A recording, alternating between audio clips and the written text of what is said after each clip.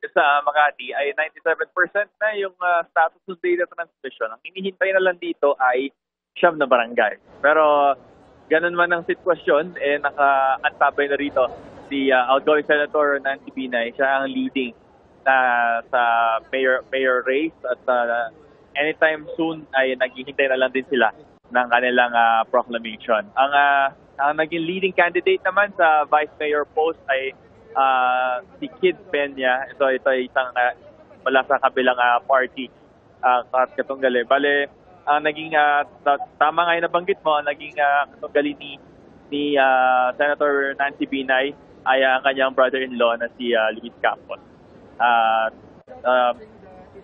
Ang naging lead din ay around sa 120,000, more than 120,000 votes yung initial, yung so far count nung kay Nancy, and around 90,000 plus naman kay Luis Campos. Para naman sa Congress post sa 1st District, ang nanalo ay si Monique Lagdameo.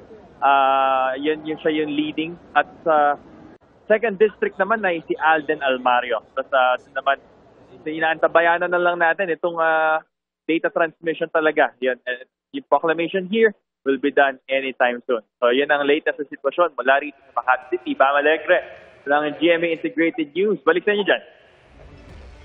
Bam, anong atmosphere diyan sa iyong kinaroroonan? May mga video kami nakikita rito. Sino yung mga nandyan na naghihintay para sa proclamation? So mostly supporters talaga ni Senator Nancy dahil nagkataon din na birthday niya nung May 12. So medyo festive din yung feeling ng kanyang mga supporters. Wala pa, hinihintay pa natin yung makita rito si Kid Peña, pati yung mga nanalo from their side sa mga Congress post. So far nandito, si Senator Nancy, yung kanyang mga kapatid na si dating Mayor Junjun Binay, yung isa pa niyang sister. Noticeably absent, wala rito si yung incumbent mayor na si Abiel Binay. So, yun, yung kanilang situation sa kanilang family. Medyo talagang naging forefront yun na nagkaroon ng clash yung si Mayor Nancy Binay versus yung kanyang brother-in-law for the mayoralty post. Kanina kasi may mga kausap itong si dating Senator Binay at parang may ini-explain itong video ang ating nakikita ngayon. Sino yung mga kausap niya at ano yung mga pinapaliwanag? Mukhang marubdob yung kanilang pag-uusap. Kanina tinatanong kasi nila kung talagang necessary ba na hintayin pa yung 9 na barangay. Para magkakaroon ba talaga ng sizable effect siya doon sa lead na hawak so far ni Senator Nancy Binay. Pero ano nangyari? Nakaupo na lang dito sa candidate corner itong sila Senator Nancy. Just awaiting na lang din itong transmission. So 9 barangays na lang naman to. So parang they are willing to wait. Bam, sa yung mga nakakausap dyan, may naging epekto ba yung pagkabawas ng mga barangay dyan sa Makati, dito sa botohan ngayon? Tinanong din natin kanina, nakapanayam natin si Senator Nancy. Tanong ko na naging epekto sa kanyang kampanya. Nabawasan ng 10 barangay ang 2nd District nila dahil kinatigan niya ng Korte Suprema yung pag-transfer ng Fort Bonifacio, pati yung mga EMBO, yung mga enlisted men's barrio, doon papunta ng City of Taguig. Sabi niya, mas naging magaan yung campaign niya, nakatutok siya dun sa ibang mga barangay dahil medyo marami rin yung natapyas na mga barangay. So ito kasi yung first national and local elections na nabawasan yung populasyon ng Makati. So that's the first time na na-experience nila ito. And tinanong din natin kung anong naging panayam natin kay Senator Nancy, tinanong din natin kung ano ang sentiment din ni dating Vice President Jejomar Binay, pero wala pa siyang definitive na masagot kasi natulog daw ng maaga. So baka mamayang umaga pa niya malalaman yung sentiment ng kanyang ama. Kaugnay na kanilang upcoming win. So may gusto lang akong i-clarify kasi kanina pa natin pinapakita si Senator Nancy Binay. Kaya ba sila nandyan is they're already waiting for proclamation?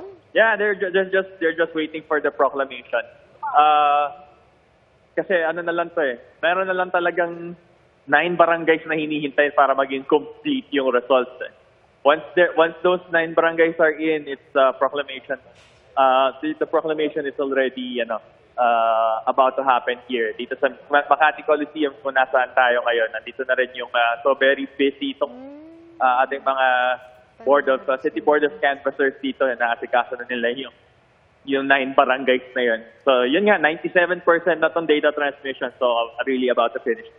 Bam, gaano kalaki ang lamang ni dating Senador Nancy Binay sa kanyang bayaw? Okay. Sorry. Sa natin kanina, sa initial results natin kanina, around nasa around 120,000 votes na si Senator. Teka, titignan natin yung scope nila.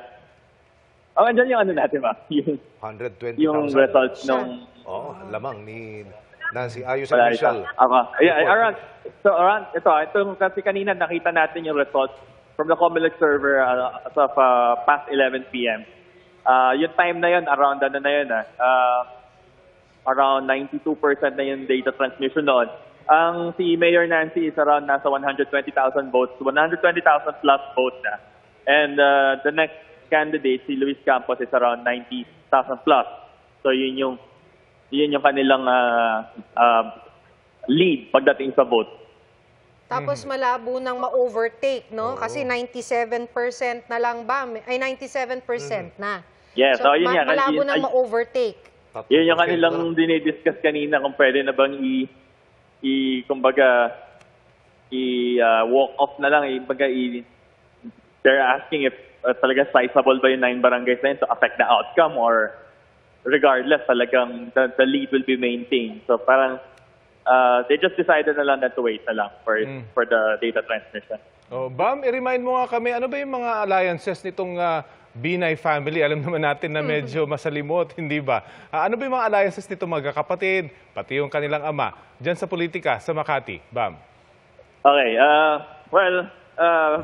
visually pa lang, yung presence talaga is telling. And kompleto yung magkakapatid dito except si Mayor Abigail Binay.